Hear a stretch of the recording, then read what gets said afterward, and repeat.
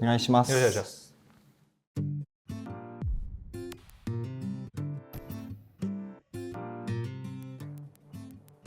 ないですよね。偶然お会いするとか同じ現場だったってことはないんですけれども、ただなんか僕自身は個人的にはそんなに遠い感じがないっていうか、いうのは知人が介してわりかしなんか TK さんと一緒に例えばエメさんとか、はい、僕よく撮ってもらうカメラマンの方がもともと凛としてのマネージャーさんされてたりとかっていうのもあったり、あと僕ここ最近だとヨルシカの水さんとか、ヨルシカのナブナさんとかも、はい、話してたりすると TK さんと交流があるみたいなことも伺ってたりしてたんで、はい、なんか近いわけではないんですけども、なんかちょっと遠くない存在みたいな感覚はありましたけど、はい、僕もでもそのエメのプロデュースとかを最初にやらせていただいた時とかの流れで、澤野さんの名前とか楽曲はよく聞いていたので、同じような流れでスイちゃんからお話聞いたりしたので、僕も近いなと思ってました。うちのマネージャーが撮ってるのを知ってたんで、だからどっかで会うかなと思ってたんですけども、なかなかその一緒のアニメで携わることも多分過去になかったのと、そうですね、澤野さん自体もそんなにフェスとかに、僕もそんなじゃないんですけど、フェスとかに出るっていう感じでもないので、こう実は同じ日に同じ会場にいたとかっていうのも、こう職種的にあまりないというか、なのでこういった場がないとなかなか交われなかったかなという機会なので、とても嬉しいです。こちらこそ光栄です。ありがとうございます。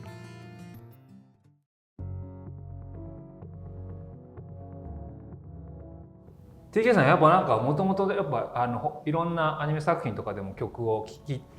てたりしてたんですけども、やっぱもう独特のその TK さんだからこそ持ってる世界観というか、エッジの効いてたりとか、あとサウンドも結構いろんなアプローチをされるなっていうふうには思ってて、でもちろんご自身でやられてるバンドだったりソロでやられてることとかも本当に実験的な要素とか、今回の「オレレベ」の楽曲とかもそういうのを感じれましたし、これも TK さんがやってるんだって一瞬思う部分もあったら、聞いていくとやっぱ途中そのサビとかに行くと TK さんらしさが出るっていうか、ちゃんとご自身のなんかオリジナリティとそれで常になんか進化し続けていろんなアプローチをしていくっていうのを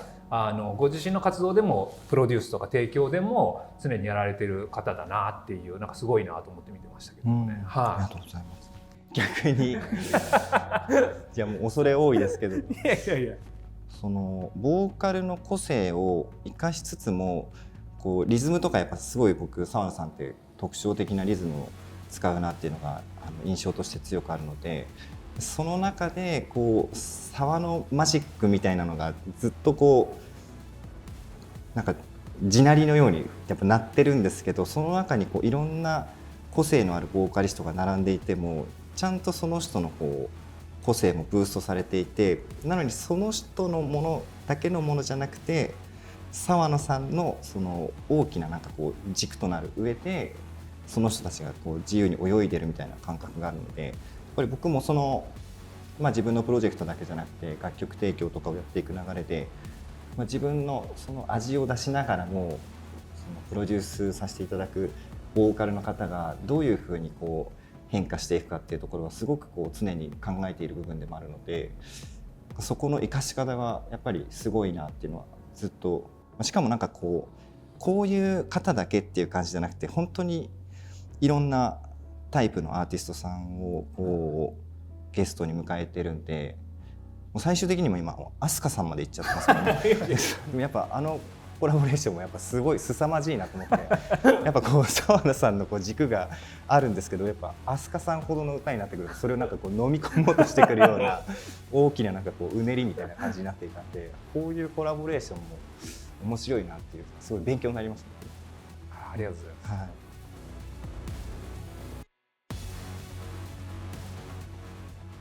なんかコード感とかすごい勝手にシンパシーは確かに確かに、はい、そうですね。なんか TK さんの曲の作る展開とか、そのちょっとメロディアさとか、物悲しさあったりとか、そういうのもやっぱ自分もそういう感じのコード感だったりサウンド感に作るところがあるので、近いものを感じてました。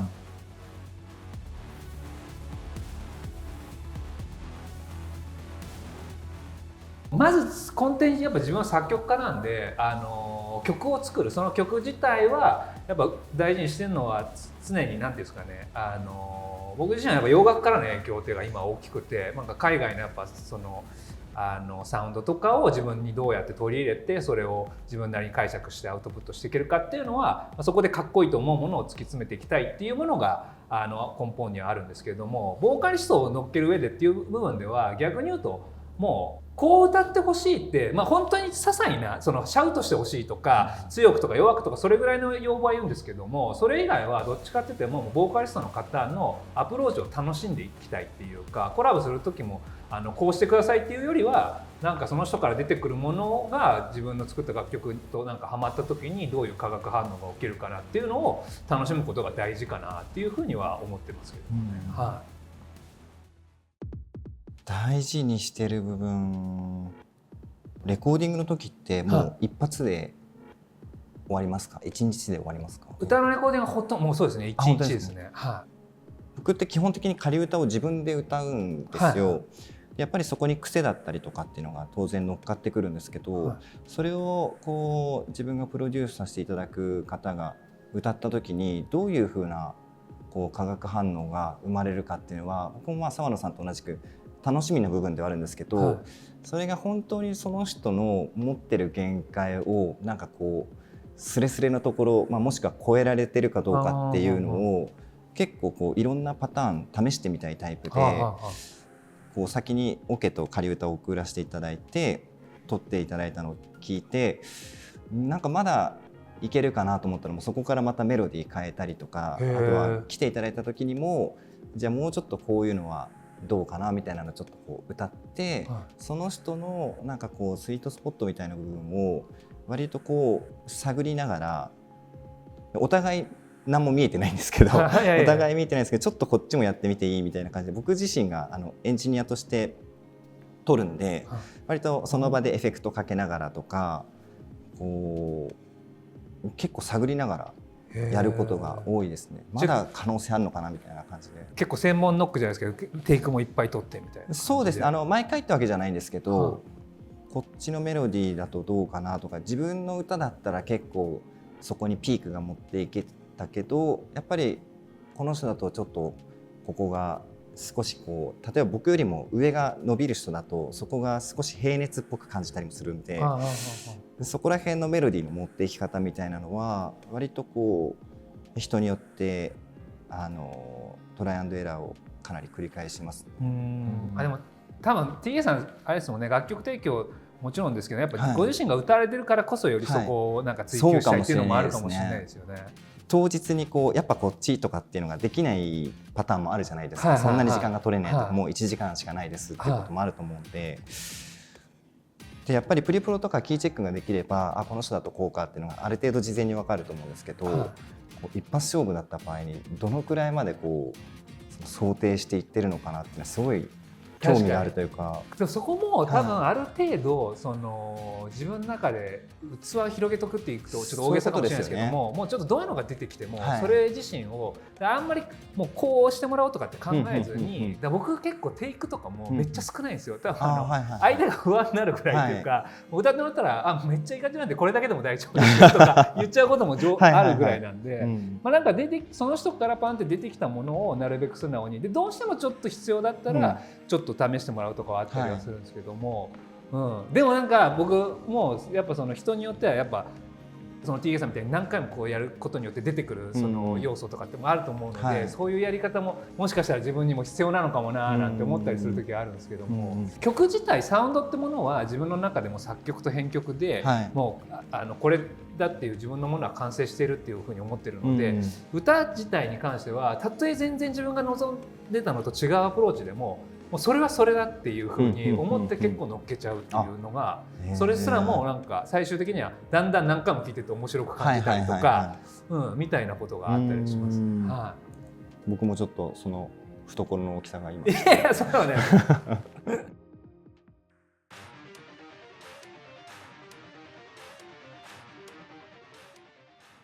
印象難しいいやこういう話難しいよねっていう話をさっきしてたんですけど、最初共感ができないなっていうところからスタートしたんですよ。でその共感ができないっていう部分をどれだけ逆手にとってこう自分が持ってるコンプレックスだったりとか、最初は僕クラゲさんっていう方に提供させていただいたんですけど、そのクラゲさんにもどうやってそのオレレベっていうもう最弱の人間がこう、成り上がっていくというか、そこの物語に対して人がこうパッとその楽曲を聴いた時に感情を乗せられる部分っていうのはどこなんだろうなっていうところを考えていった時に、自分的にはやっぱコンプレックスの部分が面白いのかなと思っていて、もうクラゲさんとかにもうコンプレックスをいっぱい聞いて失礼なやつだなと思うんですけどでやっぱり自分もそういうのすごい多いので、なんかオレレベの面白さっていうのはやっぱそこからこう違うところに彼は行けてますけど、でもやっぱ自分はまだ全然そこに行けてないなっていうところのその弱い自分っていうのをちょっとこう重ね合わせて作り始めたっていうところがあるので、そこのなんかこうありえないけどありえたら自分ってどうなるのかなっていうところのこう温度差が結構面白いのかなって思いました。全然うまく説明できないんですけど、全然ですよそうですね、単純に漫画本とか見させてもらって、なんかそのエンターテインメントの世界観だなと思って、なんかそのとにかく描写とかもアニメ化することによってよりスピード感とかアクションとか、あともちろんちょっとそのダークな部分とか、その辺とかをうまくそのこう抑揚を持たせて表現していくような作品なんだろうなっていうふうには見て感じたというか、僕自身がやっぱこれまでも担当してきた作品がそういう作品の傾向のものが多かったので、今回もだからそこに対して自分なりにそのよりエンターテインメント性が上がるようなそのサウンドトラックの BGM だったりとか、オープニングの部分においてもなんか始まり感がよりエモーショナルに感じられるような、曲とかを作っていけばいいんじゃないかなっていうのは作品見て素直に思ったっていう感じですけどもね。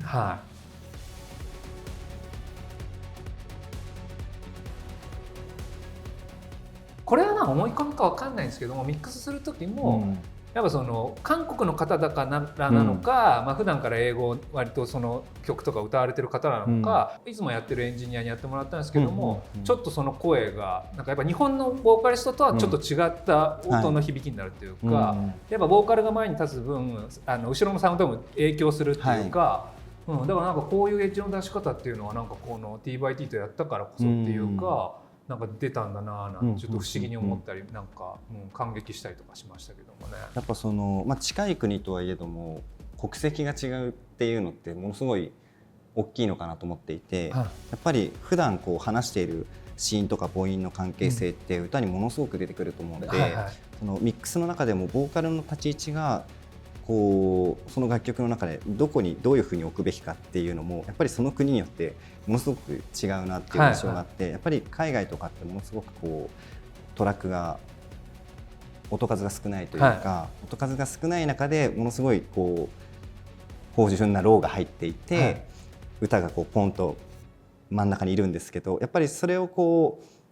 やろうとしてもなんかやっぱこう声の太さとかが違ってたりして、なかなかそうもいかなかったりとかっていうのを考えてると、結構その違う国の方のそのトラックだけで聞いた時によりそのダイレクトにその違いっていうのをどちらがいい悪いではないんですけど、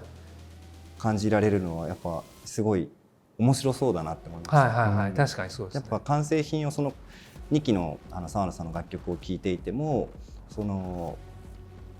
リサさんの声からフェリックスのもともと僕人の声すごいなと思ってたんですけど、こんな風に入ってくるのかっていうので結構びっくりして、やっぱそこのリサさんのこう突き抜けるハイトーンに対してこう下がこうドンって入ってくることによって楽曲のそのレンジ感がものすごくワイドに感じるというか、もともと澤野さんのオケってものすごくこうワイドレンジに作られてる印象はあるんですけど、なんかさらにあそこのこう下を声で埋めるっていうのが割と僕的にはすごい斬新で、これもどこまでこうイメージして作ってたのかなっていう、ちょっとこうラップじゃないですけど、こうまた歌とはまた違う使い方じゃないですか。やっぱそのリサさんとのそのコントラストの付け方とかもものすごいこう秀逸だなと思いながら聞いていて、彼がなんか割とロートーンで、パフォーマンスされる方だなっていうのはイメージがあったんで、曲の中にもやっぱそれを入れるところが肝になんだろうなとは思ってたんですけど、途中の2コーラス目テレビのサイズでは使われてないですけども、2コーラス目ではAメロパートにフェリックスさんのラップがあるんですけども、そこはもともとその作してもらったベンジャミンのガイドでもちょっと激しめに歌ってたところがあったんですよ。でもこれとは多分違うアプローチになるのかなと思ったら、結構フェリックスさんも逆にラウドな感じで乗っけてくれたんで、あ、こういうこともできる、多分普段もしてたのかもしれないんですけども、できるのめちゃくちゃかっこいいなとか思ったりしてたんで、やっぱなんか本当にいろんな振り幅っていうか引き出し持ってる方なんだなっていうのをレコーディングでより感じたっていう気がしましたけどもね。K-POP とか聞いてるとやっぱ声の抜け方とかがやっぱなんかどっか違うように感じるんで、なんかそういうものはどこかで一回体感したいなとかっていうのは思ったりはしてるんですよ。自分のこう日常の作業の中にそういう違うこう国籍の言葉とかが入ってくるのってどういう感覚なんだろうなっていうのは今なんかちょっとやってみたいなって沢村さんのコラボレーションとか聞いてると思いました。確かに TK さんの曲とかでやったらまた全然違った形のなんか化学反応が起きそうで面白そうな気もしますよね。なんか TK さんの声とまたなんかいろんなコントラストの出方が出たりとか、そこが一緒になった時にはなんかまた個人一人の時とはなんか違ったなんかサウンド感にもなったりとか、それはなんか聞いてみたいですけどもね。僕は今回の2期では、ミックスエンジニアをイギリスの方に振ったんですよ。海外で見られている作品だと思っていたので、またやっぱりこう音像も少しあえてワイドにしてみようかなっていうところもあって、より大きななんかこう強者っていう感じをミックスでもちょっとこう出したくて、そこのちょっと違う国の方にお願いして、やっぱりこうサウンドの取りはこっちでやってるんで、元の音っていうのは自分で全部聞いてるんですけど、こうそれをお渡しして、何度もこうチャットみたいなものでやり取りしながらミックスを進めていくんですけど、こうなんか聞こえてる音が違うんだろうなっていう音の作り方をやっぱしていくんで、この作り方ちょっと自分にはできないなっていうのがあって、やっぱドラムめちゃくちゃでかいんですよ。でなんか歌よりドラムでかいんじゃないかっていうくらい出してくるんでこれ大丈夫なのかなって思いながらも、でも洋楽って割となんかそういうなんかドラムは聞こえてるんだけど耳に痛くなくて、でも歌もずっとここにいるみたいな、なんかそういう作り方みたいなのやっぱ自分にとってもすごい新鮮で、もしかしたら沢野さんがゲストボーカルでフィリックスさんとかT/T とやった時に感じた新鮮さを僕もちょっとボーカルではないですけど、ちょっと音の部分でも結構感じてたりして。なるほど。僕海外のレコーディングってものすごい興味あるんですけど、僕自身が本当に海外行くのが苦手なんで、それでいつもやっぱ海外とかで撮った時の音っていうのはやっぱ違うんだろうなとか、でもTKさんのやられた日本で撮ったのをやっぱ海外の人がミックスするだけでもだいぶ変わるっていうのもあるんだろうなとか思ったりとかしてて、なんかこれは勝手なイメージなんですけど、でも向こうの人のが結構思い切りがいいのかなって思うことがあって、なんか自分はやっぱ日本でやってるといろいろトラック作るとやっぱこのトラックもこのトラックもちゃんとちょこちょこ聞こえてほしいっていうところがあったりしてミックスをしてっちゃお願いしてったりとかしちゃうんですけども、多分向こうの人たちはもういらないやつはもうめちゃくちゃ小さくするとか、それでよりはっきりしたなんか音像とかも、歌の出方とかもするのかもしれないなとか思うところがあったりはしたので、なんかなんかドラムがめちゃくちゃでかいとか、歌がやっぱそれでも前に来てるっていうのは、やっぱあっちの人ならではのなんか感覚があるからこそできるミックスなのかなみたいに。そうですね。やっぱ自分でミックスしているとこうトラック数とかも結構200とかその300とかいっちゃう時あって、他の人にとっては聞こえてるか聞こえてなくかっても分からない音でも自分の中ではここにこれがあるからみたいな音ってたくさんあるじゃないですか。でそれがこう人に渡したりするともうそれこそなんかこれも聞こえないこれも聞こえないみたいな下げられていって、で重要な部分だけにこうフォーカスされてるんですけど、あれも聞こえないなこれも聞こえないなって最初は思うんですけど、でも逆に聞こえたいものにちゃんとこうフォーカスしてるってことはこういうことなのかなっていうまた違った角度から自分のその作ってる楽曲っていうのを見つめ直すことができたりするんで、そういう意味では、結局上げてもらったりするんですけどでもなんかなるほどこういう楽曲の視点っていうのもあるんだなっていうのは毎回こう、驚きがあったりはするんで、そういうなんか刺激を得るためにもちょっとたまにこう定期的にお願いするようにしてます。自分の中でこう考えが凝り固まらないようにでやった上でまた自分のところに戻ってきてこうそれを踏まえてどういうふうにやってみようかっていうところにちょっと挑戦したりはしてますね。なるほどなるほど。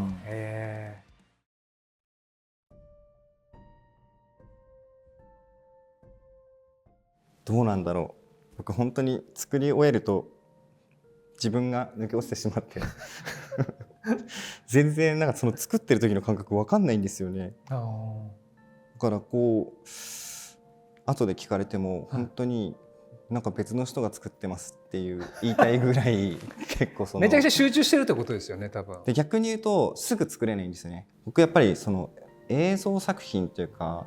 見慣れてないんで頭の中にそのシナリオとかキャラクターをこうインプットするのにものすごい時間がかかるんですよ。だから早い人って多分もうバッて読んだりなんだったらこうシナリオとかってこうサブタイトルみたいなのあったりするじゃないですか、その各章の、それだけを読んでもある程度のこう言葉だったりとか、こう音の世界観っていうのは固めていくことできると思うんですけど、なんか僕はやっぱりこうまだ俺レベルに自分が入ってないなみたいな感じで何回も何回も繰り返していって、で特に最初に言ったようにその自分がレベルアップしていく感覚っていうのが割とずっとないまま今の年齢になっちゃったんで、そのレベルアップっていうのはどういういや分からないんですけどずっと底辺にいるなっていう感じだというそれはでもずっと変わらないと思うんですよ。何があったとしてもこうずっと壁にこうぶち当たってるなっていう感覚は何が起きたとしてもでもそれは一緒ですね僕、ずっと E 級のままなんですけど、でもなんかだからこう強くなっていく旬の気持ちが自分には分からなくて、でそれをなんとかこう自分に憑依させる前にものすごく時間がかかったんで、もうだったらその弱さを力強く叫んでみようかなっていう方向にシフトして、もうギターとかも弱さを打ち消すようなこうアルペジオっぽいフレーズでちょっとこうリフレインのようにしたりとか、音もそれこそ海外の方に頼んでよりこう強い感じに迫られているような感じにしたかったんですね、音の洪水に。だけどその言葉の中にはこの叫んでいる言葉の中に自分の弱さみたいなものが散りばめられていて、クラゲさんの時と同じくやっぱりコンプレックスみたいなものが垣間見えるっていう感じに、でも生きってるみたいな感じにしたかったんで、そこら辺にたどり着くまでやっぱものすごい時間がかかったので、そこからこう完成して抜け出すと自分のどこの部分が返したのかなって自分でも結構分からなくなったりする。じゃあやっぱ一曲作るのに結構期間を結構かかりますね。まず取り掛かるまでにまずちょっと時間が、あったりする。そうですね。やっぱり楽器を持つまでに一回なんかいろんなものをインプットしておきたいタイプなんで、とにかくこう映像を見たりとか漫画見たりしながら分かんないなとかおっとかってこうたまにこうふっと入ってくる瞬間があったりして、でもまたすぐ抜けちゃったりするっていうのをずっと繰り返しながら、全然そのまだ1音目にもたどり着かない時間がものすごい長くて、今日も本当に何にもしてないなみたいな何もつかめてないなみたいな日ばっかりなんですけど、きっと来るであろうその1音目をつかむ瞬間のためにこの時間全てあるんだろうなっていうふうに思うようにはしてるんで、結構自分のその奥底まで潜り込むのにはかなり時間がかかる方ですね。曲作る時っていうのはギターでなんとなくそのイメージ作る、それともなんか DTM 最初にもう始めちゃうんですか？バンドの時は結構ギターだったりドラムだったりするんですけど、作品にもよりますかね。あえてやっぱりそのギターの手癖じゃなくて鍵盤の方で、鍵盤全然弾けないんですけども、軽いコードぐらいだったら弾けるので、そっちからわざと違う方面からこうギターを迎えに行くみたいな作り方をする時もあります。なるほどなるほど。今回の曲って頭のリフトみたいな、あれエレキシンセのエレキでエフェクターを使いながら、あれを先になんか思いついたりとかするんですか？あれは後でもそうですね、今回はそうですね、リフから作っていたので、最初にあれをちょっとこう敷いていって、これ歌いながらしんどいかなって思いながらまだちょっとそこに向き合ってないんですけどそれをやりながら、作りましたね。そうですね、ちょっとこうシンセっぽい音が出るエフェクターがあるんで、それをこうちょっと調整したりしながら、どういう世界観が合うかなっていうのをちょっとこう一気の映像とかをこう、僕キューベスっていうソフトを使ってるんですけど、そこに貼りながらこうダンジョンの絵と合わせたりしながら、結構その映像と合うかどうかはすごい重要視しているところだったりするので、だからそのタイアップの人とかに映像ごと送ったりする時もあります。なんかイメージが湧きやすいかなって思う時もあって、自分たちは今デモはこれですけど、最終的にはこういう風になるんでっていうのはある程度最終ラインっていうのは見えてますけど、やっぱりそうじゃないこう音楽を作ってる立場じゃない人に対してはなるべくこう分かりやすい説明をしてあげないとこう、不安にもなるだろうし、ある程度こう想像力がかきたてられるような形でこう聞いてもらいたいなっていうのがあるので、結構近しい映像と一緒に合わせてこういうイメージしてますっていうのは提出したりしますね。でも確かに説得力が増しますもんね。そうですね。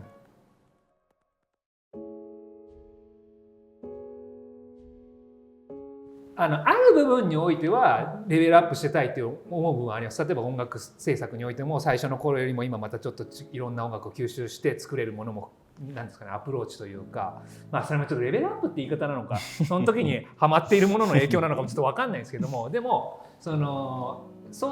夢っていう部分ですかね、自分が目指す目標っていう部分に対しては僕はやっぱ常にまだまだなって思い知らされることが多いので、そこはなんかもうよくその取材とかでもなんか自分の理想の場所とかに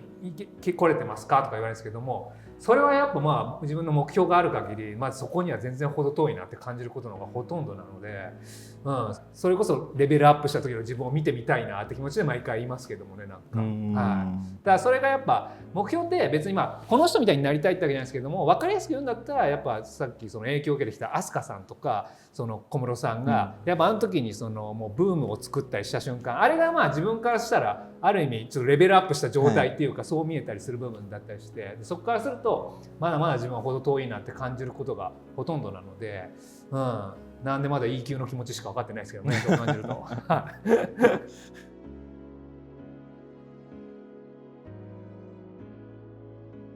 そのやっぱ海外の方たちが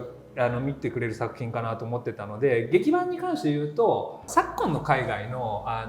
映画とかだったりするサウンドトラックってわりかしもうメロディー排除しちゃってるというか、全然ないわけじゃないんですけども、結構大きいメロディー取ったりとか、サウンドとかそのリズムとかで押していく劇版が、ハンス・ジマーってやっぱ、活躍し始めてからそういう傾向が強くなっていったりしたところもあったので、なんか自分もハンス・ジマーに影響を受けてるところはあるんですけれども、普段はやっぱそれでも日本の作品というところで日本人ってやっぱちょっとメロディアスなものとか、ちょっと歌謡曲チックなものとかを求めるところがあると思うんですけども、そこをなんか自分の中でうまくバランス取って今まではやってたりとかするところはあったんですけども、この「オレレベ」に関しては可能な範囲ちょっとその海外よりのそのサウンド推しっていうか、メロディーをとにかくメロディアスに歌うっていうよりはサウンドで聴かせるみたいなサウンドトラックを作るのがなんかいいのかなと思って取り掛かってったっていうのはありましたけどもね。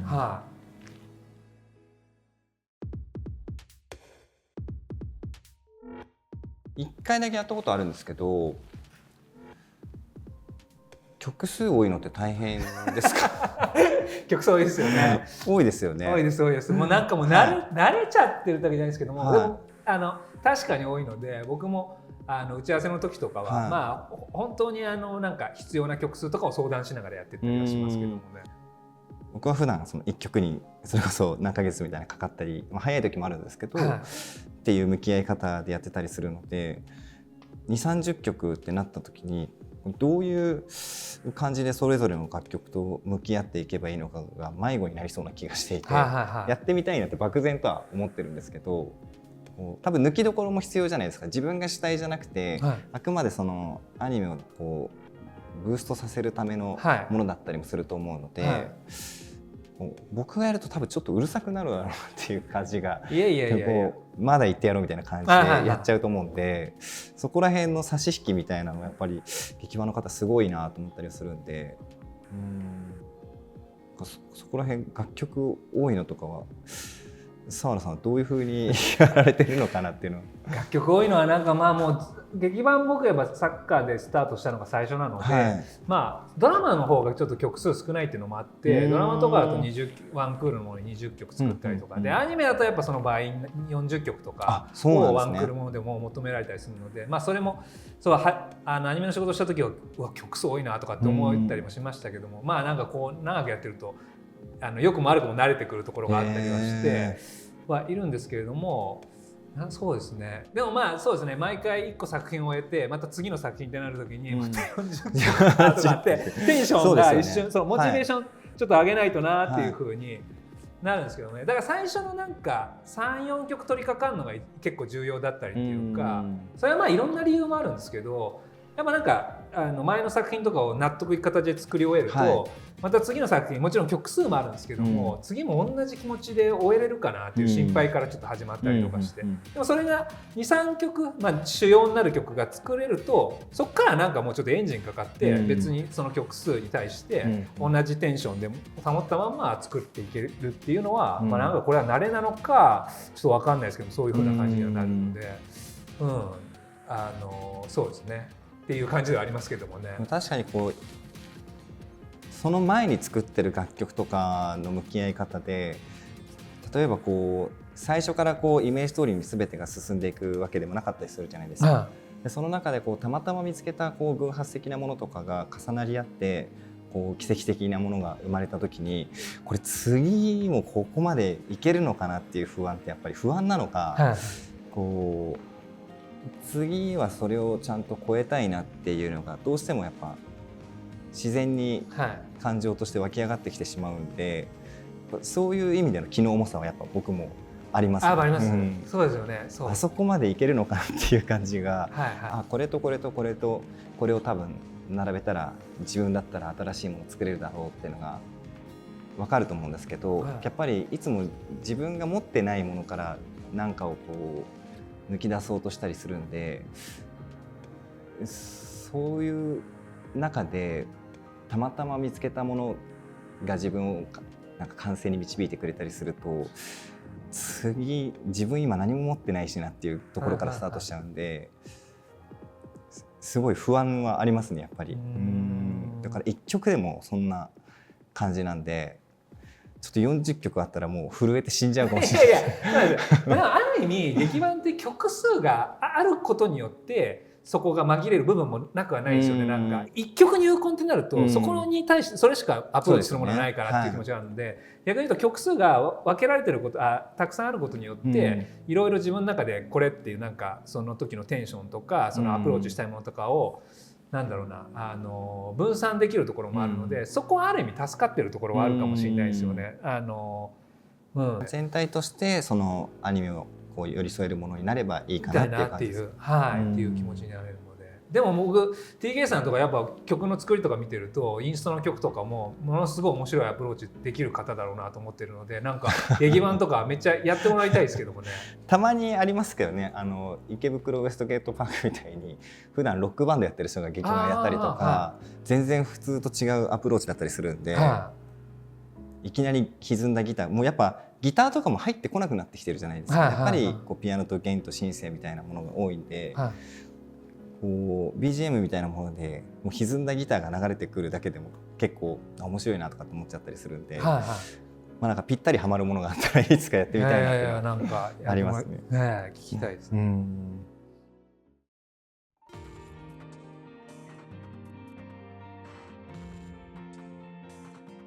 アニメっていう、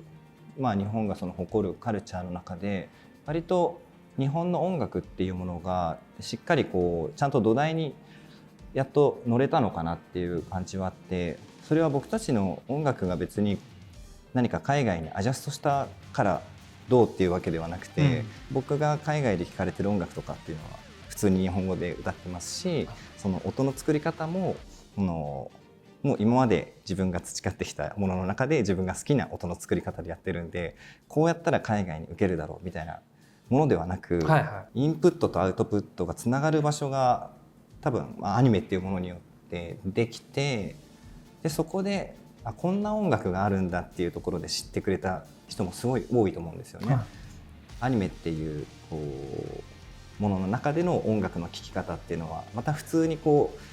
れだけ無限にある音楽の中で聴くのと、このアニメのテーマ曲っていうところでだいぶ入り口としては結構その階段を上った状態で聴いてくれてると思うので、でそういう一つのフィルターを通して見ていただいている中でもちゃんと日本の音楽っていうのが世界に浸透していってるっていうのはすごく嬉しいですし、やっぱり何か自分たちが信じているものを捨ててそこに行くんだっていうことじゃなくて、自分たちが信じているものをそのまま突き詰めていったところで、そこに海外の人が見つけてきてくれたりするっていうところがやっぱ一番嬉しいですし、そこにすごく僕は可能性を感じているというか、やっぱり何かを背伸びしている状態でこれだったらやっと海外の人が聴けるだろうみたいなことではなくて、自分たちが信じている音像の作り方とか楽曲みたいなものに自然とそこに海外のリスナーが増えていくっていうのはすごく純粋な形ですし、やっぱり伝わるんだなっていうところでの喜びみたいなものはありますね。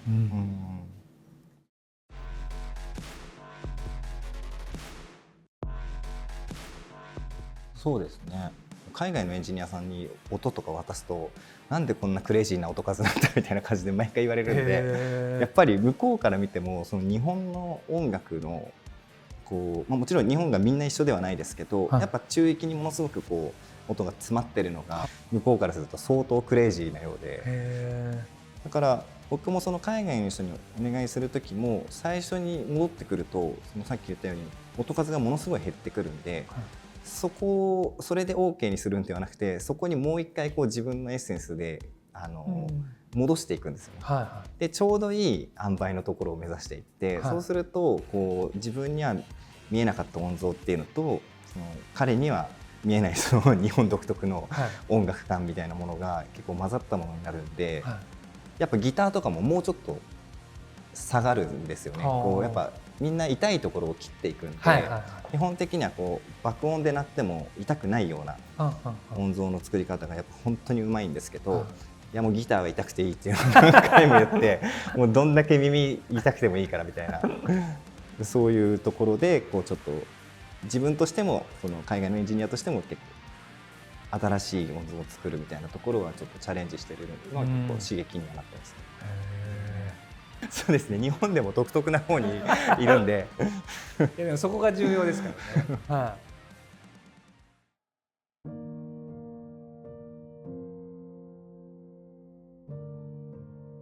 いやすごい、話しやすくてって言ったらちょっと失礼かもしれないですけどもでもなんか本当にいろんななんだろうな話が聞けたっていう部分と意外にも世代が近いから意外でもないところもあるんですけども、影響を受けてきた音楽っていう部分も近かったりとか、でもなんかそう同じ世代で影響を受けたことが同じでありながらも、アプローチっていう部分で、通ずるところがあってもでもやっぱ TK さんは TK さんのなんかこの切り開く道があってっていうか、そうした話も聞きながらなんか自分の音楽ともなんか照らし合わせて本当になんか貴重な時間だったなと思ってはいるので、またなんかぜひいろいろなんかねここでも話せないもっといろいろ聞きたい話もあったのでなんかまた話したいなと思いますけども本当にありがとうございました。ありがとうございます。僕はでもやっぱりその沢村さんの音楽聴いてるとものすごいこう硬質な音楽を作られているんで、自分もそうなんですけど、やっぱりこう音楽の世界観とこう喋った時の温度感が結構違うとかって言われたりはするんですけど、でもなんかどこかでちょっとそうかなと思っていて、きっとあれだけこう緻密な音作りをされているけど話しやすいんじゃないかなと思っていて、それの答え合わせができて、僕もでも聴いてる音楽の中でやっぱりここら辺通じてるのかなって思ってたところが、やっぱりこのルーツがやっぱり近かったりとかっていうので一緒だったっていうのが分かってすごい嬉しかったですし、もっといろんな話聞いてみたいなと思ったので、ぜひ今度お話しさせてください。ぜひよろしくお願いします。